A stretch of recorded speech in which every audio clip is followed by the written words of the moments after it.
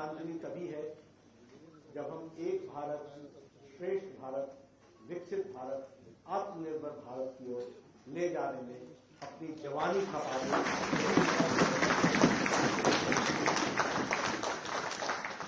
सरदार पटेल जी एक शख्सियत के रूप में ही हम नहीं जानते। सरदार पटेल जी को हम सब लोग अपने दिलों में जीते हैं, उनको हम जीते हैं, और इसलिए उनके योगदान को कभी भी न दुनिया न भारतवासी कभी भूल सकता है और भूलने की हिमाकत कर सकता है।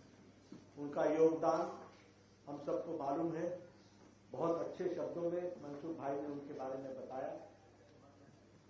मैं यहां ये जरूर कहना चाहता हूं कि सरदार पटेल शुरू से ही मेधावी, समाज के प्रति समर्पित, देश के प्रति समर्पित और एक होनहार छात्र के रूप में उन्होंने अपनी जीवन शुरू की।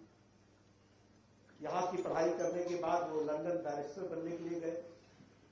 बैरिस्टर बन करके लौटे। बैरिस्टर बनने के बाद वो भौतिक जीवन में बहुत सुखी थे। One of the most successful barrister's थे।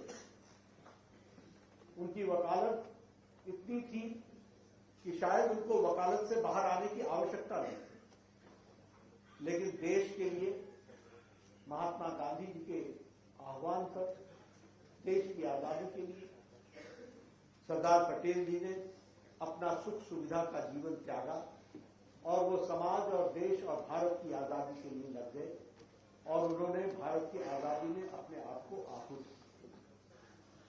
वो अहमदाबाद के म्युनिसिपल कॉर्पोरेशन के चेयरमैन भी रहे।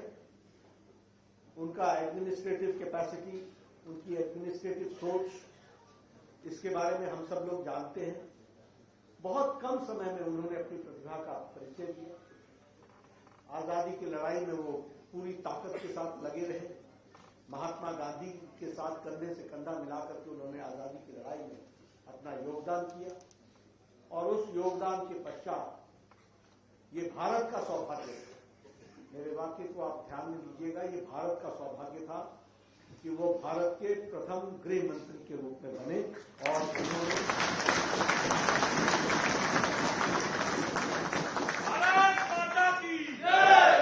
उन्होंने वो काम करके दिखाया जो बेमिसाल।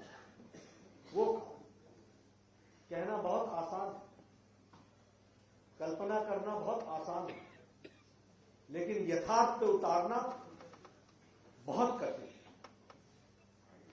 अंग्रेज जाते जाते भारत किस तरीके से छिन्न-भिन्न हो, किस तरीके से भारत के टुकड़े टुकड़े हो, किस तरीके से भारत कमजोर देश के रूप में आया, यह मानसिकता लेकर के हमें आजादी दी और यह मानसिकता सोच करके उन्होंने हमें आजादी दी। 562 राज्यों में बटा हुआ देश, हर एक की अपनी अपनी सोच, और भारत इतने साल गुलाम रहा क्यों? वो गुलाम इसलिए रहा क्योंकि हम बटे थे, और हम बटे थे इसलिए हम गुलाम। और सरदार पटेल जी ने 2 साल के अंदर 562 राज्यों को एक एक धागे में पिरो करके भारत को आजादी के साथ साथ आजाद भारत में एक भारत श्रेष्ठ बनाने।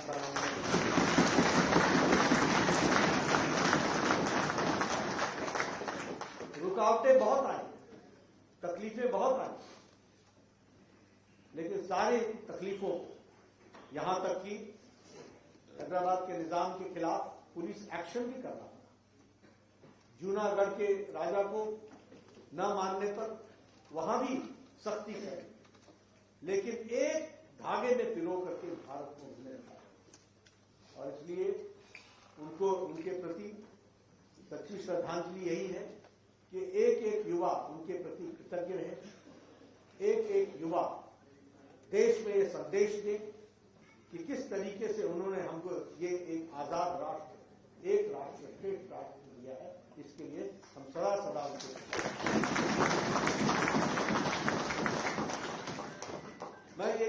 चाहता हूं कि सरदार पटेल ने ये जो आज हम इंडियन एडमिनिस्ट्रेटिव सर्विस जानते हैं, ये इंडियन सिविल सर्विस के रूप में जो जानी जाती थी, इसको भारत के परिवेश में बनाने वाले और भारत के इंडियन सिविल सर्विस को इंडियन एडमिनिस्ट्रेटिव सर्विस में बदलने वाले और एडमिनिस्ट्रेशन में किस तरीके से इतना बड़ा राष्ट्र, इसको किस तरीके से एडमिनिस्ट्रेशन किया जाएगा, इसका प्रशासन चलाया जाएगा, इसकी भी सूत्र के साथ उन्होंने नींव रखी थी। यह भी लेकिन दुर्भाग्य है कि जो उनको इतिहास में, जो समाज में, जो देश में उनको स्थान मिलना चाहिए था, वह कांग्रेस के शासन में और कांग्रेसी शासकों के द्वारा द्वेषपूर्ण और स्वार्थपूर्ण कारणों से उसकी अनदेखी, उसको हमेशा इतिहास में जो स्थान मिलना चाहिए था वह न मिलने की साजिशें। और इसका सबसे बड़ा प्रमाण यह है कि भारत ने 4 प्रधानमंत्री देखिए, 4 दशक, 1950 में सरदार पटेल जी दिवंगत हो गए थे, 1950 से लेकर के 1991 तक 4 दशक 4 प्रधानमंत्री कांग्रेस के होकर के चले गए। किसी ने भारत रत्न नहीं दिया, भारत रत्न को 1991 में मिला, ये भी हमको ध्यान देना। यानी रिकॉग्निशन में भी कितनी तकलीफ थी, रिकॉग्निशन करने में भी उनको 40 साल लगे। लेकिन सही मायने में सरदार पटेल जी को सच्ची और श्रद्धांजलि और देश के सामने अगर किसी ने पेश किया तो भारत के यशस्वी प्रधानमंत्री नरेंद्र मोदी